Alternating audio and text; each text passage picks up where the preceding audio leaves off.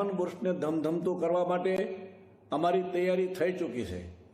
8-10 દિવસ પહેલાં મૈધરપરાના તમામ નાના મોટા વેપારીઓ મોટી સંખ્યામાં મળ્યા હતા અને તમામે મોટાભાગના ફર્નિચરો થઈ ગયા છે અને બાકી છે એ તૈયારી વહેલા વહેલી તકે તૈયાર કરી દેશે એવી અમને ખાતરી આપી છે, જેથી કરીને એક સાથે મૈધરપરા મિની બજાર ઓફિસો ટ્રાન્સફર થઈ શકે।